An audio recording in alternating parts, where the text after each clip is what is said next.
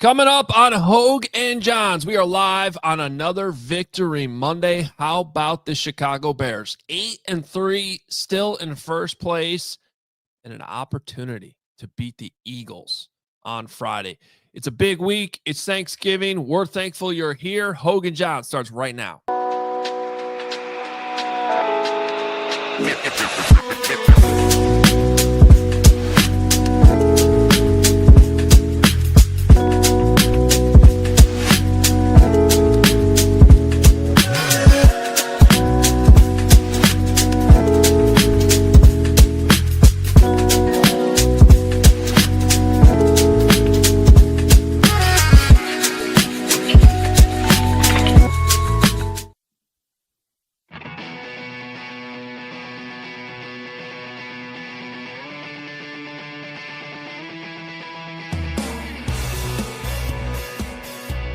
What's up? Welcome in. Another winning streak. Another Victory Monday. The Bears are 8-3.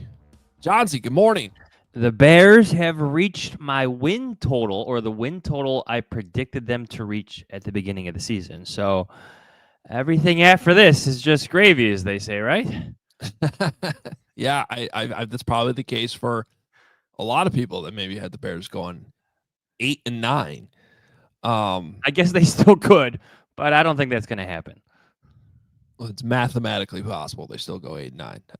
That would be very, very surprising, though, when you look at how this team continues to pull off games, pull out victories many different ways. And yesterday, boy, they were shorthanded on defense. We will get into all of it, our likes and dislikes. Of course, we are live on YouTube. Thank you for being here. Please hit that like button. Please subscribe. Maybe you're just coming across the channel for the first time.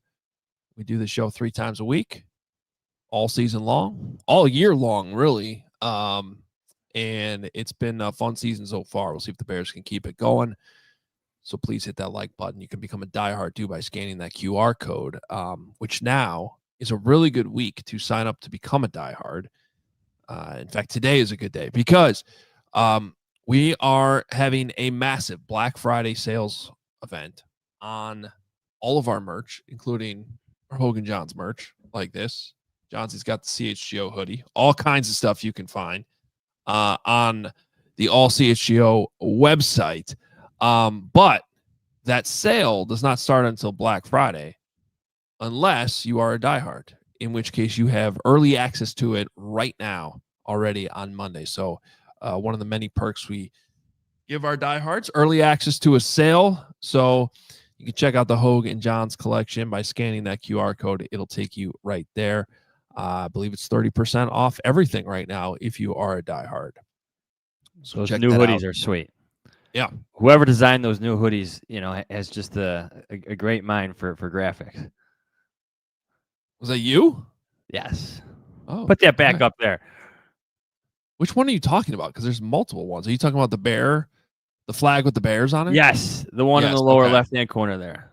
Got it. Yes, that was your idea. And I've seen those in the wild already. They look sharp. Nice, out in the wild.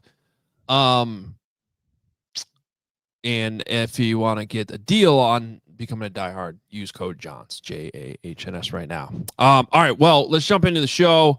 And before we get to our likes and dislikes, Johns, let's just reset here. It's pretty incredible. It is Monday, November 24th.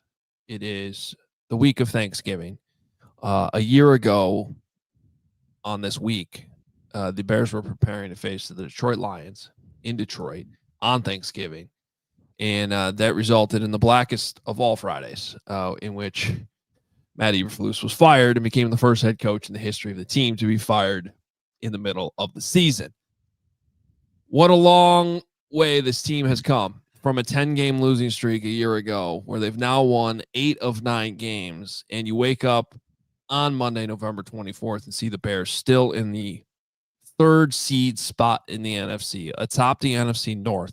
But with the Eagles' loss yesterday, I guess this technically would have been the case anyway, because they could have beaten them and had the tiebreaker. But regardless, that Eagles loss I'm watching that game, and all of a sudden, it's not just like, oh, what are the Packers doing? What are the Lions doing? It's like, wait a minute, are the Eagles going to blow this game to the Cowboys? And your scoreboard watching for the NFC, and the Rams played last night, and now that was a blowout, but you get a little eye on that game early, thinking what can happen. All of a sudden, I don't know if your brain's gone there, but like they're in the mix for the 1 seed, which is incredible. I don't know if that's going to happen, but they're there. And this is what this Bears team has put themselves in position. They put themselves in position to have these conversations, which we're now having on the show, Chauncey. So what do you think realistically with what you've seen from this team, the way they've been able to pull out victories, including yesterday with all the injuries on defense? What is the ceiling for the Chicago Bears? Okay, so I'm watching the Tampa Bay Buccaneers and the Los Angeles Rams last night. And multiple times during that game, like my thought is, okay, this is the best team in the league. The Rams, like they're who's everybody's chasing right now. They're that good on offense. They're that good on defense. I know Baker Mayfield wasn't 100%. He left the game. But besides that, the Rams look damn good. So I think they're the best team in the NFC right now. Like everybody is chasing them. But you look at Philadelphia, the team we're going to break down on Wednesday, they got a lot of questions. A lot of concerns. Loaded roster, Super Bowl winners. But there's so many question marks about this offense. Now Saquon Barkley is on the record basically saying, like, I got to find myself on the field. Now, like, what is going on in Philadelphia? They got to figure it out. I know there's pressure to do that in Philadelphia, but I think the Bears, in all seriousness, this is kind of crazy to say now that I'm really thinking about it. Like, why can't they be in the conversation for the 2nd or 3rd seed with the Eagles? Like, if they're competitive, if they even flirt with beating the Eagles, if they beat the Eagles in Philadelphia on Black Friday, like, that would show how real this is. And that's the thing. Like, we're doing the post-game show yesterday. We're not watching that Eagles game. They're up 21-0. It's like, oh, okay. You're thinking game over. Yeah. I'm like, okay, the Eagles are back. This is going to be a tough game Friday. You're playing Fangio. Cool matchup, by the way. We'll get obviously deeper into it on Wednesday, but Bren Johnson versus Vic Fangio, it will be fascinating. Will be absolutely fascinating. But it's and then the show ends and like, wait a minute, the Eagles haven't scored anymore, and the Cowboys are coming back here. And really, that was a 3-phase collapse by the Eagles. Offensively, they stopped scoring. It looked like a mess, which it has many times this season. And everybody seems to be fighting over the ball. We've had A.J. Brown now for weeks. Now Saquon Barkley. Jalen Hurts has just been kind of a weird season where nobody seems to really believe in him. And this is all coming off a Super Bowl. But meanwhile, defensively, they give up those points. And special teams, they had a big blunder that they're lucky the Cowboys didn't capitalize on, a muff punt late in the game that put the Cowboys on the doorstep for taking the lead, which they failed to do. And then they ended up getting another opportunity and they made the field goal. So there just seems to be a lot of drama and cracks in the foundation in Philly. So when you talk about, we do this every week, it's, when you're playing these teams, not always who you're playing, but when you're playing them. Like, I'm not saying I'm picking the Bears right now. We'll have more time to break that down, but this doesn't feel like the worst time to have to go to Philadelphia and play the Eagles. Well, I said this on your show yesterday on CHGO. Like last week, I think the conversation was about the Bears making the playoffs. Now this week, we could further that conversation down the road. It's about them winning a potential game or maybe 2, having 2 playoff games as a potential scenario for the Bears, because as good as they've played, there's room for improvement. Yeah. It starts with Caleb Williams. And then on the defensive side of the ball, if they get some of those players back, like that defense, which has been like what they did against the Steelers yesterday, to me, it's really beyond impressive if you consider the context of all their injuries. But they get healthy, you're looking at a team that can make some type of a run into the postseason, I think. Like, I think that's where the optimism comes in because of all these injuries and everybody getting healthier. Well, and it's I know I said this to you yesterday too on CHGO, but it's like two big questions. It's like, can they just get it's still that consistency on offense, right? Like one week it's Caleb's accuracy, one week it's them dropping the passes, but for as explosive as they've been, there's still a lot of missed opportunities out there. And so if they can figure that out and get healthy on defense, and that second question is at this point just seems like a big if. Like I don't know if it's just like the season from hell on the defensive side of the ball when it comes to injuries. But it certainly seems that way. But maybe they do finally get these guys back, and Jalen Johnson and Kyler Gordon might be out there on Friday in Philly. And if they can stay healthy, that's the other thing. You can't just come back. You got to stay healthy. This does look like a team that on paper should be even better than a team that's won 8 out of 9. So obviously the schedule gets tougher here, but let's look at it real quick, right? So 3 wins, going 3-3 the rest of the way, should pretty much guarantee you a playoff spot. 10 might get it done anyway, going 2-4. But if you get to 11 wins at 3-3 the rest of the way, you should be good to get in. Eagles, 2 games against the Packers. I look at it like this, right? The one game you should win is the Browns at home. I would actually say at this point you should be able to beat Green Bay at least once. Is that fair? But, yeah. Like if we're really turning the tide and this is a new era, which I've seen all over social media, not the same old Bears, whatever it is, for the last 12 hours. Well, then you better be. Yeah. What's that? If you're not the same old Bears, then beat the Packers. Yeah, beat the Packers. Beating them twice would be great too. But at least once you got to get that. So that's 2 wins. So then you're saying that you got to get 1 out of going to Philadelphia, the second Packer game, going to San Francisco, and the Lions. With the way this team is playing, and they should be getting healthy, I don't want to say I feel like that's a lock at this point, because that would be kind of bold to say, but I trust them to get that done is my point. Just like, and I think it's been a long time since I felt this way, and I know there's been a lot of heart attacks at the end of these games this season. But yesterday I felt like was the first time that I really was not worried in the fourth quarter. I felt like either the offense was going to get that first down, which, by the way, they weren't able to do. They went 3 and out twice. Compliments to the turf master on Kyle Monungai's second down run. But even then, they blocked that play up, and it could have been a game-sealing run. Or I thought, despite all the injuries, the defense was going to get a stop against Mason Rudolph. Now, would I have felt the same way if Aaron Rodgers was out there? Maybe not. But that's how I felt, Johns, yesterday. Like, I had confidence. They've just done this too many times this season that any past expectation you might have had, that I've certainly had in some of these games for years now, where it's like, how are they going to blow this one? Right? To me, that's gone at this point. They have proven that in the fourth quarter, they will get it done. That's how I felt yesterday against the Steelers, and they did that. So with that in mind, I feel like getting 3 wins out of these last 6 is not only more than doable, but I expect them to win 3, if not 4, honestly.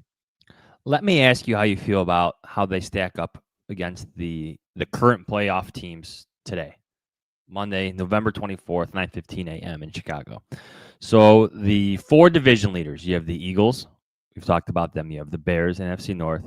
You have the Buccaneers in the NFC South. And you have the Rams in the NFC West. We briefly talked about them. Your wild card teams are the Packers at 7-3-1, the Seattle Seahawks 8-3, and the San Francisco 49ers at 7-4. How do you think they compare and contrast with the Packers, Seahawks, and 49ers right now?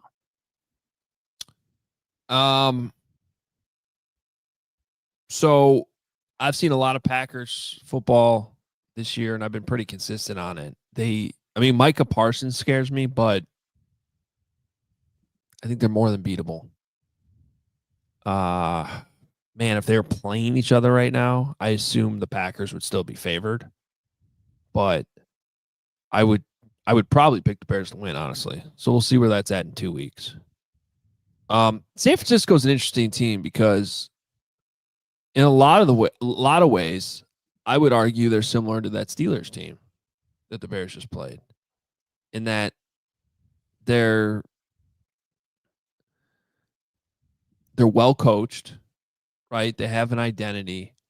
Defensively, though, that 49ers defense is pretty ravaged, and they're not playing. They're giving up a lot of points. And offensively, they have a good system, but their quarterback isn't phenomenal, in my opinion. He's fine. So my point is, I think that's a winnable game. Seattle might be the team that scares me the most out of those three. That defense is just really, really good and can create a lot of confusion. So I think that's one where, and this is where we start to talk about this, the importance of winning the division and getting a home game in the playoffs. I would feel much better about playing Sam Darnold and the Seahawks at Soldier Field than I would having to go out to Seattle and having to play in that environment. Because we've seen Sam Darnold get rattled in big games. It happened last week against the Rams. So I'd much rather put him on the road in a, could you imagine Soldier Field in a playoff atmosphere after how starved this team is, these fans have been? I mean, it would be awesome. So that gets back to this conversation and importance of pulling out these wins and actually winning the division so you get a home game. Can I go run through the Seahawks schedule for you real quick? Sure. So they have the Vikings, then they're at Atlanta, the Colts, and Rams at home. Then they finish with the Carolina Panthers on the road in Charlotte. And then they finish on the last two games are on the road against the Panthers and on the road against the 49ers. Mm-hmm. So you have Vikings, Falcons, Colts, Rams, Panthers, 49ers. That's not an easy slate. Colts will be playing for something. Rams, we just talked about as being the best team in the NFC. The Carolina Panthers have a winning record right now. And that game to end the season between the Seahawks and the 49ers in Santa Clara, California, could decide a lot of things in terms of the playoff picture in the NFC. Sure. I think the only one of those games, though, Johns, honestly, that they'd be underdogs in is against the Rams. Even on the road against the 49ers? I think the 49ers will be favored in that one. Seahawks have been the better team right now. I mean, we'll see. That's a little early to project right now because that's January 4th. But maybe that one. But I would probably have the Seahawks as the favorite if I had to guess that line right now. But against the Vikings, they're favored. Falcons, they're favored. Colts at home. Maybe if that's on the road, it's different. But Colts at home, I think the Seahawks are favored. So, whereas if you look at the Bears, I mean, by the way, did you see the spread on the Eagles game? Was I right? 5.5? No, it's 7. Wow. And we guessed that before they lost, too. Wow. That's a lot. I thought 5.5 is where it would be. Take those points, everyone. If you're listening right now, do it now before it shifts. Let me double check that real quick. Because I checked this last night. I did not check it this morning. Last night it was 7 from our friends at Bet365. Let's see here. Yep, it's still 7. So it's a lot of points. Yeah. I'm a little surprised by that. But I think my point is bringing that up. Like, if you look at the Bears compared to the Seahawks, we just use as an example. Like, they're not going to be favored in Philly. I don't think they're obviously not. They're not going to be favored in Green Bay. They will be favored against the Browns. Maybe depending on what happens in Green Bay, they could be favored in the second one against the Packers, but I'm guessing right now they wouldn't be. I don't know that they're favored in any game besides that Browns game. Sounds like a good money-making opportunity for Yeah. One of these days we should have like an odds maker on to explain what goes behind the scenes in setting such lines. But you know what? It's not just the Vegas power. Like at some point, I'm gonna have to give this team more credit too. Like I had them 12th in my power rankings last week. Should they be ahead of the Ravens now? I'm just gonna list you the teams I had ahead of the Bears. So the Ravens I had 11th. The Ravens beat them with their backup quarterback. The Ravens have to be ahead of them. The Bucks, now they've fallen enough that I can probably move the Bears past the Bucks. The Chiefs, they managed to pull that game out in overtime yesterday. Patriots, the Colts did lose. Are we putting the Bears over the Colts though? Well, I think you have teams trending in different directions. I do think the Colts are trending in the wrong direction right now. Broncos. We just talked about the Seahawks. The Lions, I guess you could make that case. They are ahead of the Lions in the standings. The Lions also put up 52 on the Bears earlier this season and are probably more Super Bowl battle tested right now. The Bills who lost, the Eagles who lost, and then the Rams are at the top. It's a jumble right now, though. It feels like they could be any of those teams except maybe the Rams right now. The way the Rams are playing. Yeah, I think that forget being just the best team in the NFC, it might be the most consistent and best team in the entire NFL right now. Right. All right, we need to take our first time out. When we come back, we'll talk a little bit more specific on this game, obviously, that the Bears played yesterday, and get into our likes and dislikes. I got a lot of notes here, a lot of green, a little bit of red too. So plenty to get to as we break this thing down. But first, our friends at Sunnyside Dispensary are here to elevate your football season, just like a couple of backup linebackers did for the Chicago Bears on Sunday. There, Adam? Should have bet the over on tackles on those guys. 29 combined tackles. Great. Amazing. So wherever you are in Illinois, Sunnyside has a location for you. They have spots as far south as Champaign and as far north as South Beloit. Stop in the store nearest you for expert guidance from their staff. You just have to visit sunnyside.shop for bright buys every day, including 50% off your first 3 online purchases. Enter promo code HICHGO at checkout to qualify. For returning customers, use code CHGO50. Exclusions apply. Sunnyside Dispensary. Bright buys every day. Only 21 plus or Illinois medical card holders. And one touchdown can change everything. The crowd, the momentum, the game itself. It never gets old. That's why football never gets old. It's the best. You can feel that same rush with DraftKings Sportsbook, an official sports betting partner of the NFL. I mentioned this on Friday, but if you happen to be listening in Missouri, you can listen up because DraftKings Sportsbook is now live in the Show Me State. And the best part is, for everybody signing up, if you're a new customer, you bet just $5. And if your bet wins, you'll get $200 in bonus bets instantly. Yep, that's just bet $5. And if your bet wins, you'll get $200 in bonus bets instantly. Maybe you had a DJ Moore anytime touchdown. Maybe you got bold and you went 2+ touchdowns. That must have paid off huge if you had that one. Download the DraftKings Sportsbook app. Use code Hoge and Jahns. That's code Hoge and Jahns. Bet $5. You'll get $200 in bonus bets if your bet wins. In partnership with DraftKings, the crown is yours. Gambling problem? Call 1-800-GAMBLER.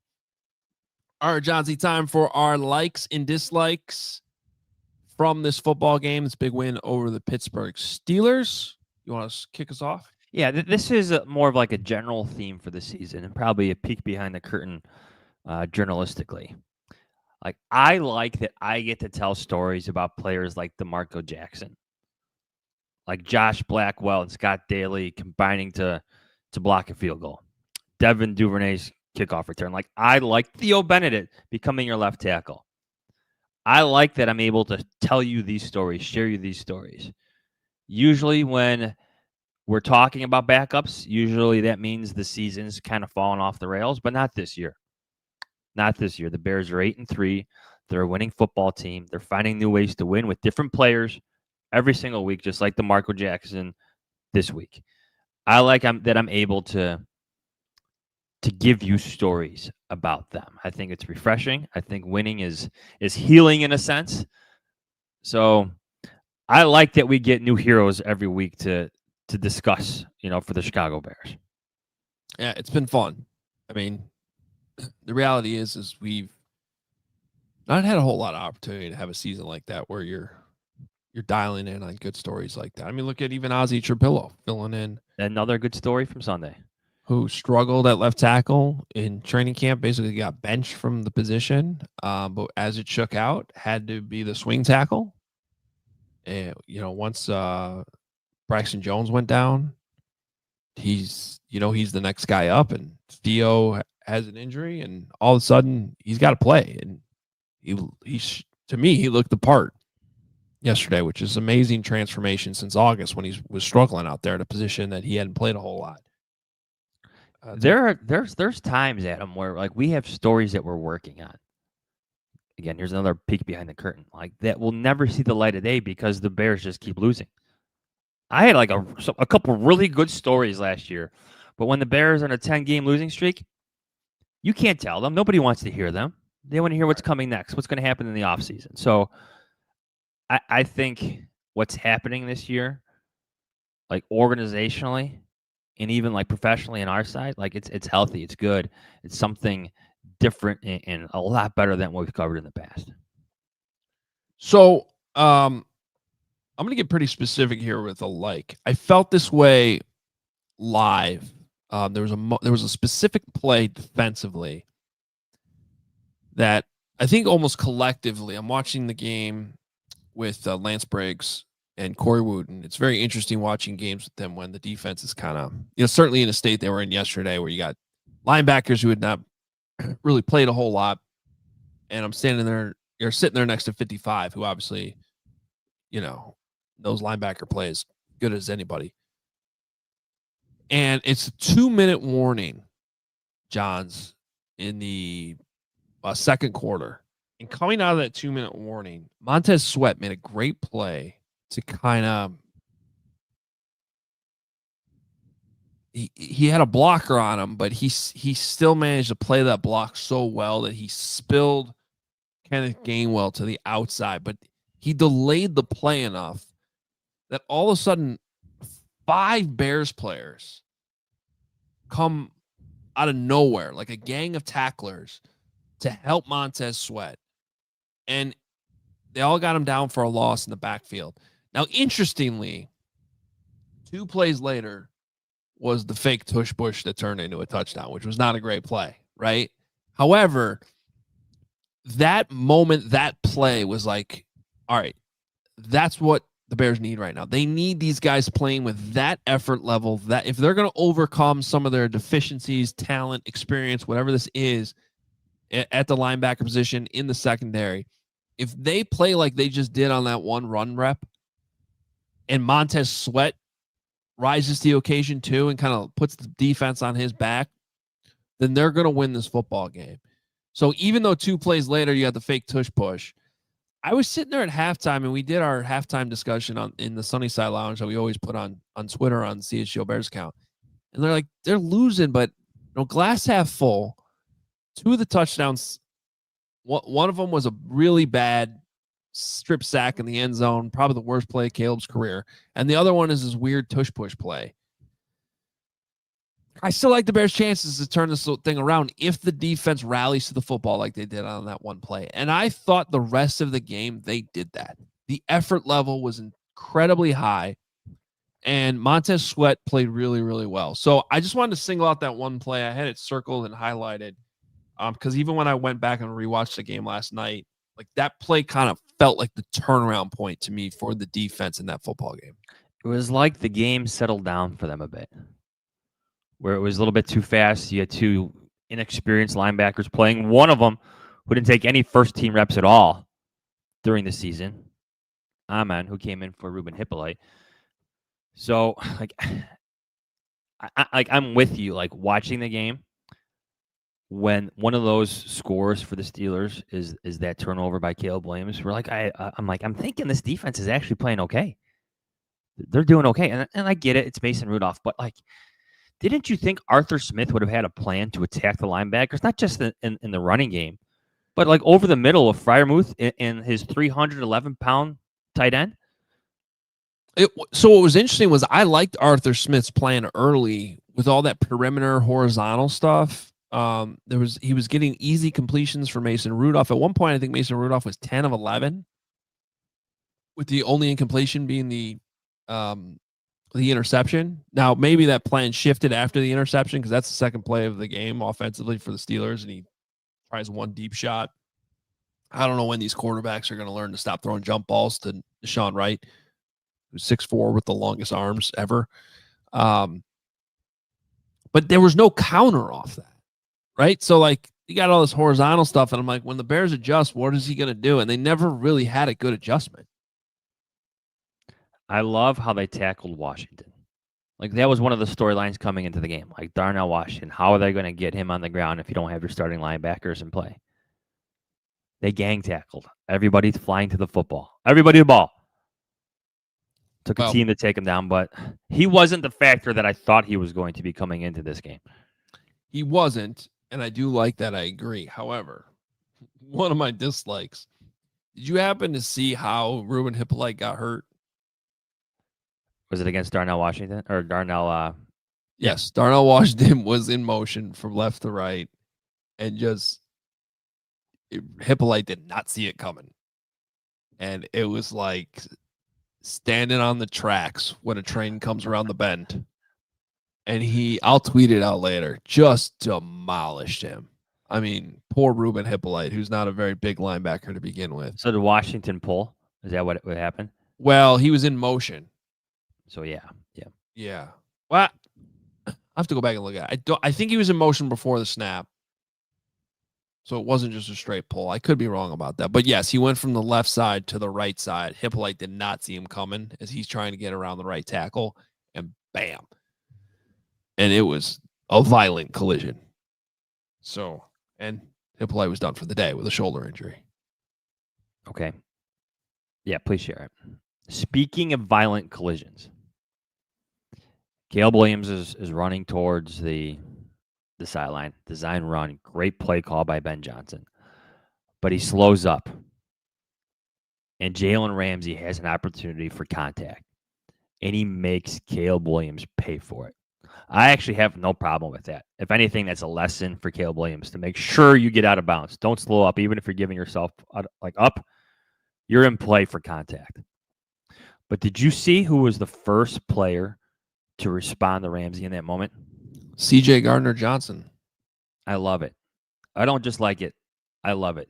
When you watch the clip, like for a few seconds, he's the only one in the frame, face to face with Jalen Ramsey. He hasn't even been here a month. Yeah. But that goes such a long way. That is what the Bears wanted. That type of attitude in moments like that. That prickly little attitude. You can't manufacture that. That's real from C.J. Gardner-Johnson. I like that he was the one in that situation to immediately tell Jalen Ramsey, no, that's not happening to our quarterback. I have to say this because I don't compliment the officials a lot, but I actually liked how they handled that entire sequence. Because to your point, I know, to your point, when we've seen some quarterbacks do this, I still don't know if Caleb's getting all the calls he should get, but we have seen some quarterbacks learn this little trick where right before they get to the sideline, where it looks like they're giving themselves up, they slow down a little bit, almost drawing, like they're trying to draw a charge. They're trying to draw that late hit out of bounds.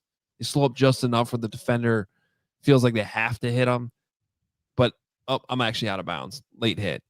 I think that's honestly what Caleb might have been trying to do there, but he was in bounds.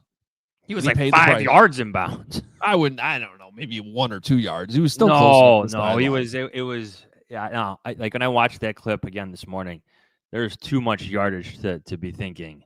Like we're on the same page. I agree. He should not have called a penalty. I also like that C.J. Gardner-Johnson got in his face to defend his quarterback, and I like that the officials let it happen for a moment. And then another guy ran in there and immediately broke it up, but no flags were thrown. Like there's got to be a little give and take there as an official, some common sense, understanding what happened, letting the team, defend the quarterback a little bit, and no flags need to be thrown. Everybody can move on. That's fine. Kyle Long had a comment on this play. I'm looking for it real quick. Where is it? He's got a lot of Bears thoughts on this. Oh, Kyle Long's. So I'm rewatching the play now. I'm watching the play. Oh, he slows up. Yeah. He's getting close. But he slows up. He's like a few steps from reaching the sideline. I'm watching it again. Yeah. I don't know if you heard that, but this is Kyle Long's remarks on the play. Have to protect yourself. You're not out of bounds yet. He was pulling up 5 yards from the sideline. He won't let this happen again. So maybe that's where I got the 5 yards in my mind. Yeah. But like you said last week, that was one of your dislikes a week ago, right? He's just taking too many hits, unnecessary hits. I feel very confident they addressed that with him, and it almost worked. It was a good comment here from Devin Kidwell. He says JT O'Sullivan said last week Caleb needs to run through the white of the sideline to make sure he doesn't get hit. Yeah. Yeah, and someone else said that's called the Patrick Mahomes, and that's a good. Yeah, Mahomes kind of perfected that where he sort of slows up and then he gets the Mahomes treatment, hit out of bounds. It's a flag and it shouldn't be. Caleb isn't to that point yet, and he was definitely in bounds. So yeah, get out. Don't take those hits. I think that's why. Was it the first drive, John's second drive, where Caleb had that scramble, and he didn't get the first down when he was like, "Why don't you stick the ball out?" And they ended up with a 3rd and 1, and then DeAndre Swift ran it. But that felt like to me was they probably emphasized this week, stop taking so many hits. And it almost worked again. Like there's moment you got to have that feel though. You got to know, okay, if you're going for the first down and it's a matter of being stuck on 3rd down or just getting it, I'm okay with you taking a little contact there. That's all right. We're not talking about that. We're talking about when you're scrambling around for 10 seconds and you're on the sideline and you're throwing the ball away. You shouldn't be hit on that play. That's the ones we're talking about. So I think this is still part of his development and learning the moments when to protect himself. I will say, though, I really, really like how tough he is. Nothing that's an extremely underrated part of his game. He's so tough. And these hits don't seem to bother him. On the other hand, it sort of feels like some of these sacks he was getting away with, where he was spinning out of them, it felt like a ticking time bomb of who's going to get him on the catastrophic play that just feels inevitable. And that happened yesterday with TJ Watt. Really good player who gets paid to, and it was catastrophic. Now, fortunately, they were able to overcome that. That's a big thing, and I'm glad they got it out of their system, and Caleb got it out of his system, but that was a really bad play. Did not like that at all. Yeah, I don't like that play at all. What was your take on that play in the moment? You obviously have the benefit of all the replays and the hearing JJ Watt. Like to me, my thought on that moment was I thought the protection was okay at first, especially in that situation where everything's got to be quick. The ball's got to get out. I didn't like that he retreated into the end zone. That was like, oh no, don't do that. And sure enough, that gave TJ Watt the opportunity to get to him. Look, there's like 3 things there. And honestly, I have not yet this morning been able to see the all 22 to see if anybody was open. But yes, I think the initial protection was good enough. There has to be some type of answer there, check down or throw away. And if you are going to scramble, you can't retreat back in the end zone. It's one of those rare times, honestly, Johns, where if literally no one's open and you don't have a throwaway and you're still in the pocket, just tucking it for 2 yards and going down, even if it's a sack, isn't the end of the world. It's better than retreating into the end zone where now we're talking about big time danger zone. And so, I mean, there's probably sorry, go ahead. Yeah, I was just going to say he has to get rid of the ball earlier. He can't retreat in the end zone. And then once he's there, find a way to throw it away. You can't think that you're going to beat TJ Watt when you're in your own end zone. That's just too risky. So Ben Johnson is actually talking in 20 minutes at Alice Hall. I imagine he's going to talk about throwing the ball away or checking it down to DeAndre Swift there. Yeah, got it. Absolutely. And then look, there were some accuracy issues throughout the game that Caleb still got to work through. That they really need him to kind of. I think that's one of the biggest keys to the rest of the season, to kind of figuring out how good this team actually will be if they can connect more on some of these. But that being said, the only other play in the game that I had a huge problem with was the delay game later in the game, because it just felt like whatever was going on pre-snap, whatever the issue was, there was they weren't like in a hurry. Like there was plenty of time to snap that ball and figure it out or go to plan B. And it was just like a complete lack of awareness for what was going on, or he thought they were going to call timeout. That's Ben Johnson's comment after the game was almost like Caleb thought Ben was going to burn the timeout there. Which brings us back to like this time last year, which was. But on the other hand, Caleb knew not to call time. I don't know. It's just a very confusing. Yeah. It's like overall, I really liked the play calling from Ben Johnson, but then you had those 2 3 and outs at the end of the game, which I think. Well, there's layers to what went wrong later in the game. Just like you mentioned, that was one of my dislikes, or was going to be one of my dislikes, was that penalty on third down. Like, that's inexcusable. Like, we were literally in the press box talking about how Cole Kmet's in the backfield next to Caleb Williams for like 5 seconds. I felt like there was plenty of time on the clock. I don't know what the holdup was, but overall, I thought it was a great day for Ben Johnson just in terms of play calling. I want to reiterate what I said yesterday. Like, these receivers were open all day. It felt like wide open, some of them. I like the fourth down run that we just talked about with Caleb Williams, but Ben Johnson got the best out of that Steelers defense, like from start to finish. Horatio says that Caleb said they were in the wrong formation. He just didn't want to run the play. Oh. Well, then that's on him too, right? Yeah. So basically, they just said instead of running a bad play, they were just going to move the ball back 5 yards, take the delay game, run a new play instead of wasting the down. I forgot what Caleb said. If you want to find another dislike, I'll bring it up real quick. Well, I do have one dislike. Why were the Bears playing on a beach yesterday? Did you notice how much sand was being kicked up? Now, I know they got to treat that. They got that like southern Tahoma 31 grass in there. That's like Bermuda. That's not really supposed to exist in the northern part of the country this late in to November. That is one of the downsides of the good turf, the upgraded turf they put in there. So I know they got to do something with the sand to keep it. But did you? I noticed it more on the rewatch. But some of these cuts these guys were making, it looked like a bunker shot. Like there was like sand coming up to their waist, just like it was weird. I've just never seen anything like it. I'm like, what is going on? And they're like playing on a beach, and it actually did affect the footing a few times, including on a play that could have iced the game if Kyle Monungai on that cutback. There was a great running lane there. Second down, their last possession there, before they had to give it back to the Steelers. He just stumbled and slipped just enough, and again, sand came up, and he got tackled. So here we are still talking about the turf at Soldier Field, and it might matter because the Bears look like a playoff team, right?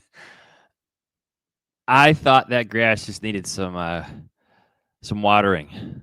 Like the old man in the chair on the lawn, just spraying that thing down. It looked dry.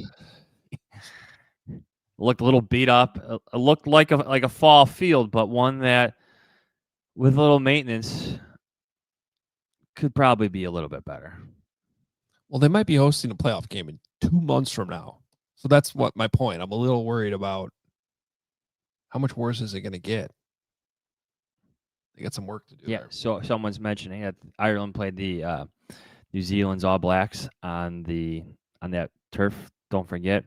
I talked to an Irish friend, and he said that the story from Ireland was how bad the Soldier Field turf was. Like they were mocking it. Just they thought it was horrendous, and how the pitches, the turf in Ireland or in Europe for rugby, which is what we're talking about, or soccer is just significantly better than what this football field in Chicago is like in the middle of November. Yeah, I don't watch a ton of Premier League, but when you turn those games on the weekend, looks pretty good. Looks like everybody's got the Rose Bowl turf, and they're definitely not in Southern California out there. So, and I don't know. I don't like that we're still talking about that stuff. But anyway, did you find the Caleb stuff? Yeah, quickly. This is Caleb Williams on the delay of game.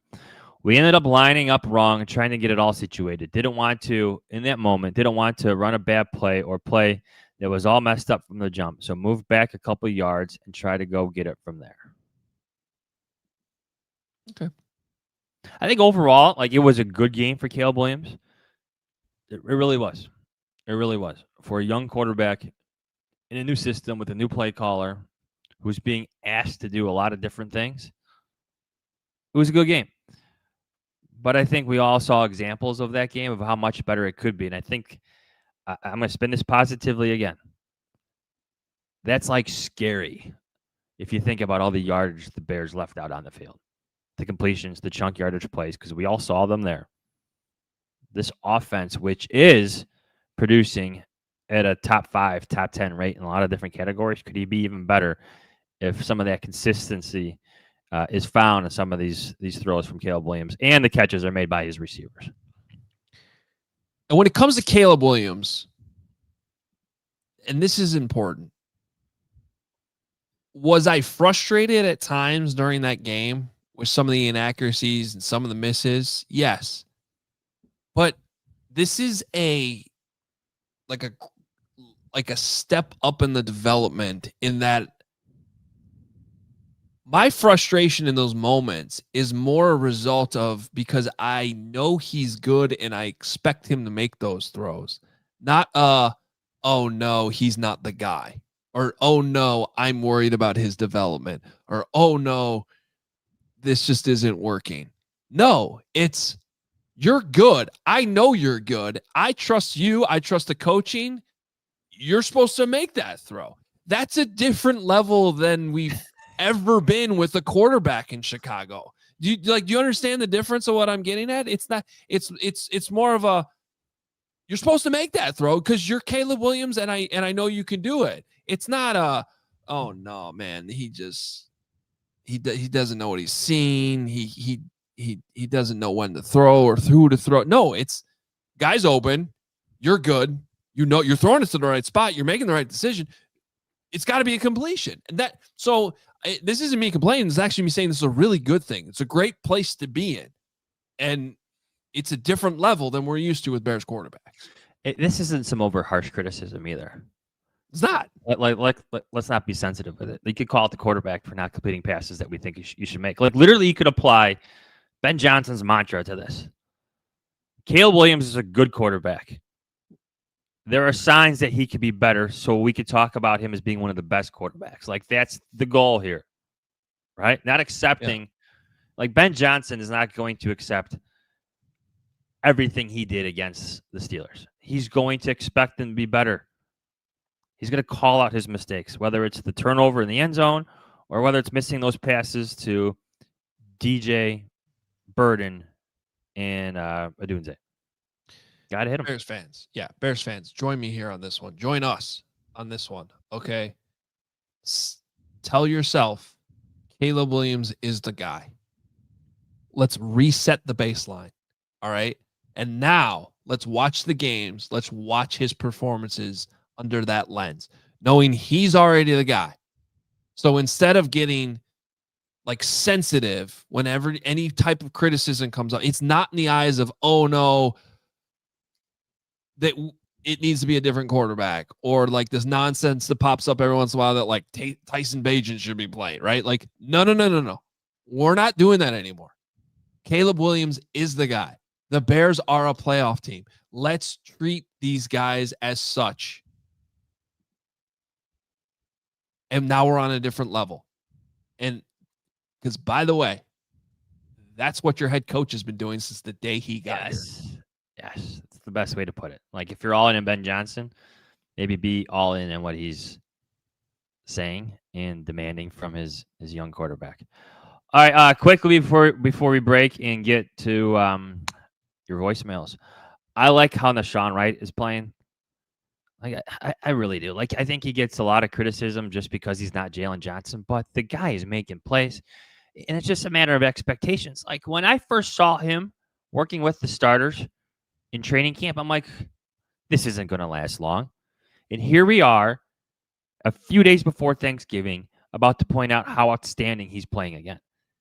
This isn't just the interception he made on Mason Rudolph's first throw. He was a factor later in the game in the run game, holding the edge, like getting in the backfield, helping force some TFLs. He had a good game, and like now Tyreek Stevenson's hurt, but like there is such a strong argument for him to continue to play in some capacity when the Bears are fully healthy in the secondary now too. Johnsy, you know what I found myself thinking about last night on my way home from a tough but acceptable 1-0 loss to the Colorado Avalanche? It was a little bit about how good Nate McKinnon is, but beyond that, I'm thinking, do the Bears have a tough decision to make this offseason? Because Tyreek Stevenson will be going into the last year of his rookie deal. You've already paid Jalen Johnson. You paid Kyler Gordon. Do you have to make a decision on whether or not you're extending Nashawn Wright, who's on a 1-year contract and is probably in for a pretty decent payday from somebody out there this offseason, versus giving Tyreek Stevenson, your homegrown guy who's dealing with some injuries, has shown signs of being somebody you want to lock up long term. But we probably don't need to be having that conversation here in November, but my brain was going there last night thinking about it. He's been good. I know. Like, what do you want me to, he's got 5 interceptions. Like tied for the league lead. Yes, with Kevin Byard, which is another fun story we get to tell later this week, because now you have, teammates competing to have the league lead in picks. Man. All right, let me dump a couple more notes out of here. One thing I don't like is that I have a note highlighted with this highlighter and I can't read it, which isn't very helpful. How many times did you highlight it? Help me decode this. Third quarter, Pitt 13-yard in, !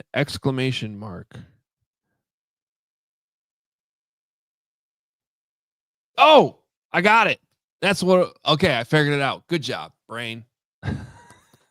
We could do this on a Monday morning.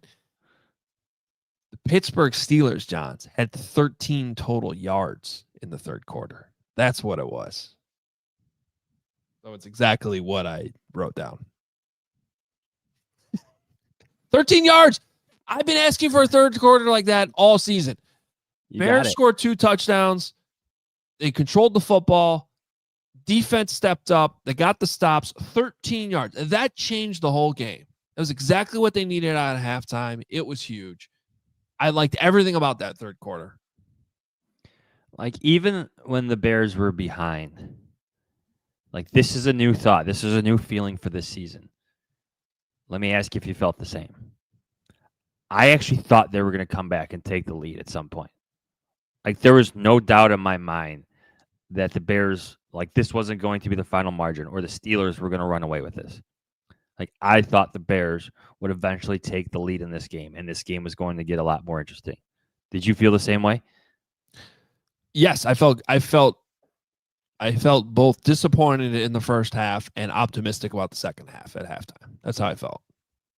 And like I said earlier in the show, I think it's the first time that I really wasn't worried in the fourth quarter. Now, again, maybe Aaron Rodgers changes that, but too bad. He wasn't out there. Sucks for you, Steelers. All right, last thing, my one special teams note. Shout out to Cairo Santos, who I know has been working on these dirty kicks all season, and it's become a weapon. It's become a legitimate weapon here late in the season, to be able, like, the teams that crack this code on how not to let their opponent start at the 35-yard line or beyond every single time. because the average field position is changing with this dynamic kickoff.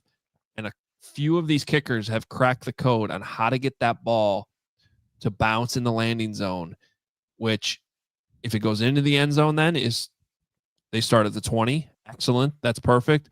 Even if it bounces, that allows your coverage team to get downfield, because as soon as that ball hits the ground, that's when you can start moving. And it is going to affect field position.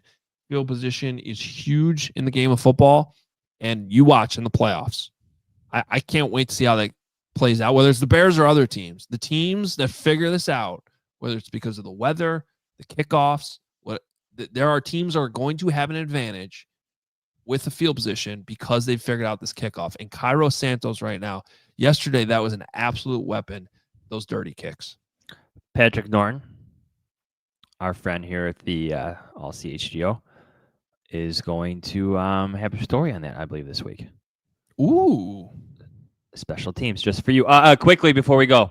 So is he scooping me on a special team story? I could have swore he told you he was working on it. He's been working on it for a couple weeks now.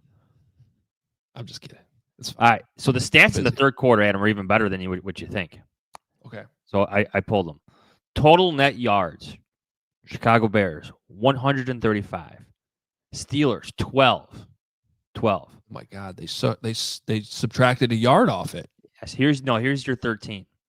Net yards passing, Bears, 108. Steelers, minus 13. Wow. There you go. There you have it. Okay. Let's take our second break. Come back. Do your voicemails. Let's go. Sound good? All right. Yeah, voicemails coming up. This should be great. Looking forward to them. But first, Adam, fall always feels like a reset between back to school stuff, busier routines, Bears games on Sundays and Fridays. The days are shorter. This is why I love Factor. Like Factor, if you have kids, a bunch of kids like me, like they're my go-to snack for these animals that come home just starving from school. I do want to clarify though, you don't have to have 4 kids to benefit from Factor. Even one, it's helpful. But if you want to be crazy and have 4, then that's even better. Just so many delicious options, so many different flavors, like different types of steaks, a lot of different types of steaks. So check it out. I'm telling you, your kids will love it. I love it. It helps really save time during your day. So eat smart at factormeals.com/CHGO50 off and use code CHGO50 off to get 50% off your first box plus free breakfast for 1 year. That's code CHGO50 off at factormeals.com for 50% off your first box plus free breakfast for 1 year. Get delicious, ready-to-eat meals delivered with Factor. Offer only valid for new Factor customers with code qualifying auto-renewing subscription purchase.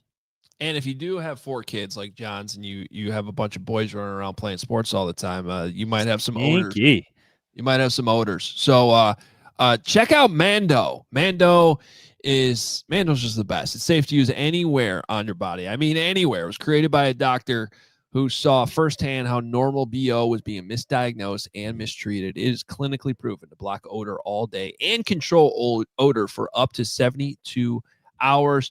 Check it out. They got the solid stick deodorant, spray deodorant, and Mando starter pack is perfect for new customers. It comes with that solid stick deodorant, cream tube deodorant, 2 free products of your choice, like a mini body wash and deodorant wipes, and free shipping.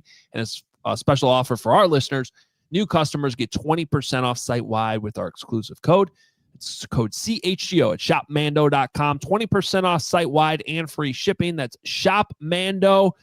shopmando.com. Please support our show. Tell them that we sent you. Mando's always got you covered from head to toe, Johnsy. All right. We always got you covered with voicemails. You guys do a great job at calling in each and every week. That voicemail number, again, if you need it, you want to save it, it is 224-725-3046. 224-725-3046. Can't wait to see who called in this week, who dropped some gems as the Bears continued their winning streak. Here are your voicemails from week 12. Hello? Do you know who this is? Oh, you didn't know? Your ass better call somebody! The Hoge Jahns voicemail. The Hoge Jahns voicemail line. Believe it or not, George isn't at home. Please leave a message at the beep. Got any questions or comments about the Bears? Give the guys a call before, after, or even during the game. Go Bears! Hoge Jahns and Babs, Bob Dabrowski here, calling in live from Soldiers Field. We got a 7-0 ball game here. Bears up. I expect this to be multiplied by, 10s or so. 70-0. We got, unfortunately, Aaron Rodgers is a coward. Aaron Rodgers is a coward. What a drama queen coward. All week, I want to play the Bears. I love Chicago. And then he's just a little coward crybaby Aaron Rodgers. Typical classic. He's afraid to play the Arctic Assassin. He can't handle the Bears. Makes me mad. But let's go. 100-0. Chicago Bears. Bear down. Let's get it done. 8-3. Hey, this is Pastor Kevin. Hey, I want to say first off, just a thank you. Thinking of Thanksgiving coming up. Thank you to you, Hoge, Jahns, Katie. I have a stressful job, and it's so great to have a podcast like you guys just to come to where I can think about things other than my job, to commiserate together, to have fun together. And it's, you guys do an awesome job, so thank you. Well, I do need to apologize. If you're looking at your bulletin or, it won't be on the screen this morning, I didn't quite get my sermon notes in there this morning. So if you want to just write down in your bulletin so my sermon title this morning is 85 Reasons Why I Am Thankful for the Chicago Bears. Hoge Jahns, this is Paul from Daytona Beach. I have a confession to make. I just pulled a Baker Mayfield and put my Chicago Bears garden flag in front of my friend's house who is a big Steelers fan. That's probably not going to go over well, but it is making a statement, which I hope the Bears are going to do today in front of all the Steelers fans and all of the NFL fans. We're going to win today. It's going to be awesome. Bear down. I don't know. Maybe defend the screen pass since, Mason Rudolph threw 12 of them. Hey, guys. Just watched the Steelers do a 95-yard touchdown drive on us. Gotta admit, I'm a little worried. Really hope Caleb is done doing his best Justin Fields impersonation for the rest of this game. Boys, it's halftime. This is going to be a goldfish game. They got to forget every mistake they've made and just carry on pushing through and show they can win it. And we'll call this the goldfish game. Let's see if we can do it. Bear down. Hoge Jahns, it seems like every halftime that we're always complaining this year, even when we end up pulling it out in the end. But I love about the players. I can't cuss. I like being able to about the players and coach, but you can't complain about injuries. There's nobody to be mad at. What do I be mad at? Hey, Bears fans, B-Man here. It was nice to finally take a knee at the end. Let's take the North. Bear down! Dude, these coaches are incredible. Extra credit points for this defense for winning that game in the condition they're in. Hey, guys. It's Chris from Milwaukee. Let me tell you what it's like being a Bears fan in Wisconsin. I'm standing at my desk at work, unprovoked. I have my Bears shirt on. Some 70-year-old broad comes up to me, laughing jokingly says, "The Bears still suck." I look her dead in the eyes and say, "I don't know, do they? They're in first place." Put that old lady right in her place, baby. These ain't your same old Bears. Bear down. I tell you what, our Bears are 8-3 after a huge gritty win. Anybody who's complaining about that being an ugly win, let me just put this into perspective. In years past, we would just be begging for our offense to score 20 points. And now we're sitting here after going 4 for 4 in the red zone and scoring 31 points and saying it's an ugly win. If that's ugly and we're scoring 31, man, stop complaining about that. We used to beg for 20-something points. Now we're scoring 31 points and we're 8-3 and winning close games. Let's go. Why not? Let's go take on the Eagles. Why not? Why not us? Hey, even though Rodgers was not playing, that still counts as a win against Rodgers. Go Bears. Bear down. Hello? That's right. You take that win. You take that win. Yeah. over Rodgers. I don't know if it works that way, but okay. Yeah. Thank you to Pastor Kevin and everybody else. We are very thankful for you guys as well, calling in with your voicemails, watching the show, hitting that like button, hitting that subscribe button, helping the show continue to grow and grow in season number 11 for us. We greatly appreciate it. John Z, final note on some schedule stuff. Just looking at Packers. Packers next 3 games at Detroit on Thanksgiving. Bears at home, at Denver.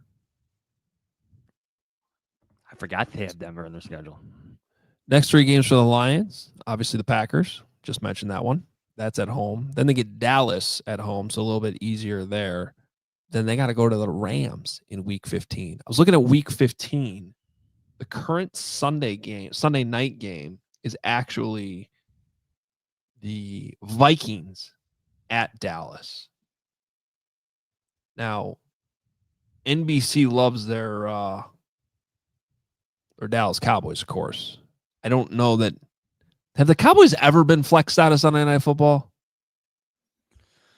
And they're now 5-5. Yeah. So I'm not saying it would happen. But the Vikings, obviously, can we cross off the Vikings? Are they done? Yes. Did you see JJ McCarthy? Holy moly. I did. Yeah.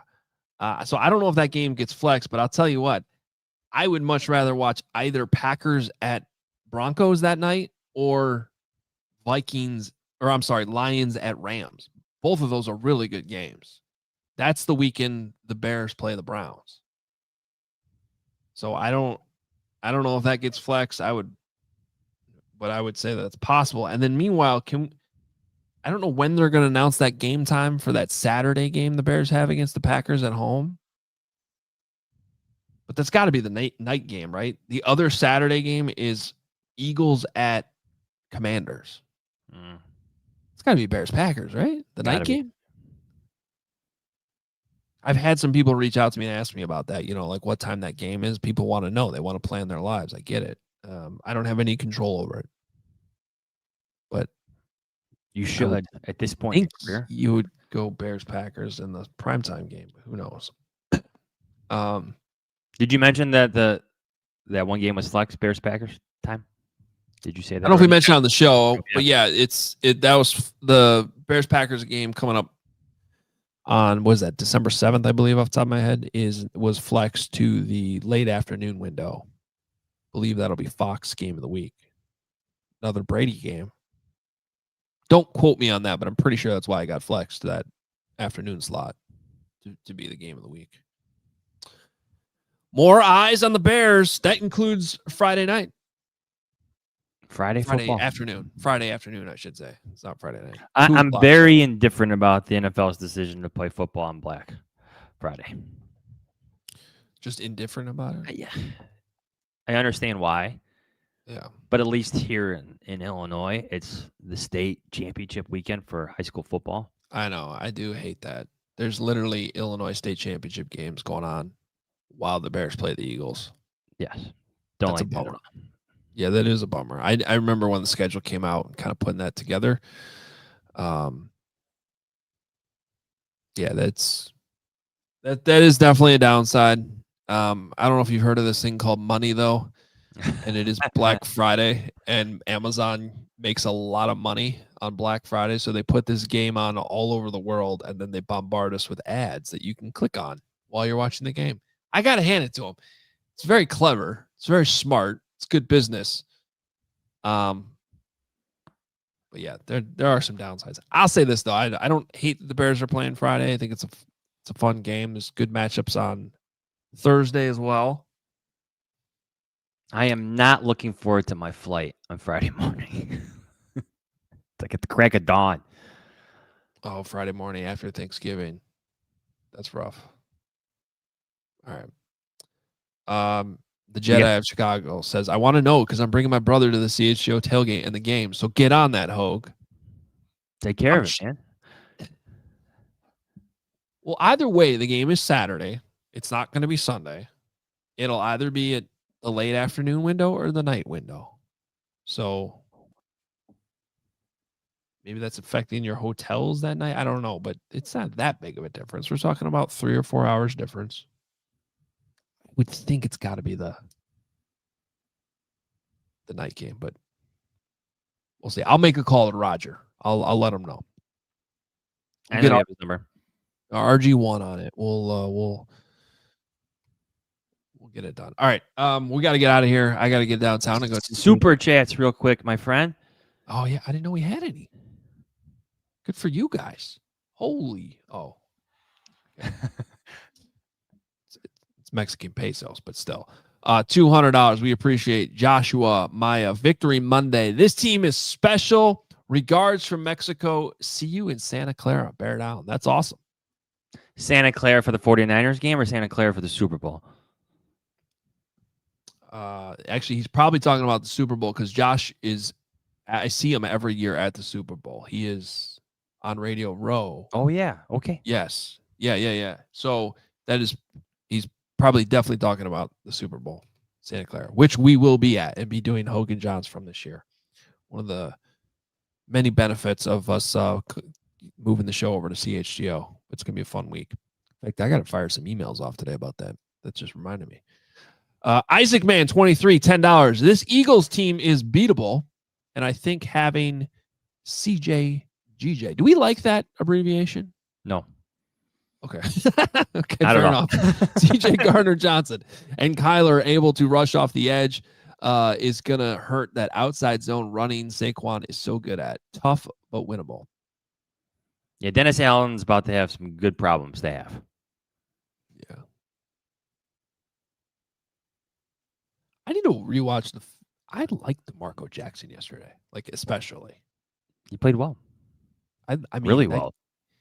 It gave me a little bit of hope that if TJ Edwards can come back, maybe not by Friday, but maybe for the last 2 games Tremaine Edmonds misses, adding Jalen Johnson, Kyler Gordon back in, like they could be okay. We'll see. At J Tank 1562, $2. Giant Johns played well. Hope they stick with him. He did. Let's have more of that conversation on Wednesday's show because I do all of a sudden the way Ozzie played, I want to get through the tape a little bit more. He is a 2nd round pick. Like weren't you ideally drafting him to be your left tackle? You did. So yeah. Yeah. All right. We're out of here. Don't forget, a lot of things to promote. So write all this down, damn it. Black Friday sale. If you are at CHO Diehard, you can get access to it now. 30% off all merch, including that awesome collection, the Hoge Jahns collection. Out now. Scan that QR code. It'll take you right there. If you want to become a diehard, take advantage of it a few days early. Use that code JAHNS, JAHNS, $36 for a whole first year. It pays for itself with the t-shirt right off the bat. It really does. Give you that hint. And then you get all Johnsy's content, the column we write together every week, insider analysis, Rain Duffy's draft guide, which is already out there and available, even though the draft is April and you're probably not thinking about the draft, which is a great thing because usually we are thinking about the draft here in November, but that's all there for you college football crazies. Our Blackhawks and Bulls coverage? It's nonstop. So it's a great time to sign up, get early access to the Black Friday sale going on right now. Should also mention 1:00 today. I know Ben Johnson was just speaking, so we'll get everything from Ben. 1:00. CHGO Bears, Lance Briggs will join me, Mark Carman. We'll go through the tape. We'll talk about everything that we saw. So more Bears coverage coming up. Plus, you got Bears After Dark tonight. We will be back on Wednesday with our midweek / preview show. Since this is a weird week, we'll just jump right in, figure out who will join us from PHLY. But we got our PHL. This is an all-city battle this week with the Eagles and the Bears. So we'll have somebody from PHLY. That alliance is officially over, is what we're talking about. Yeah, we hate them. They suck. Yeah. Yeah, that's over. Yeah. It was fun while it lasted. Now you can go actually win the NFC East if you're the Bears on Friday. It should be an automatic playoff bid if you do that. All right. I think that's enough to promote for now. So we'll see you on Wednesday's show or at 1:00 later today if you want to join us over on CHGO Bears. Again, please hit that like button. Appreciate each and every one of you. Have a great Thanksgiving week. We'll talk to you on Wednesday as we preview this game against Philadelphia. Talk to you then. See ya. Bye.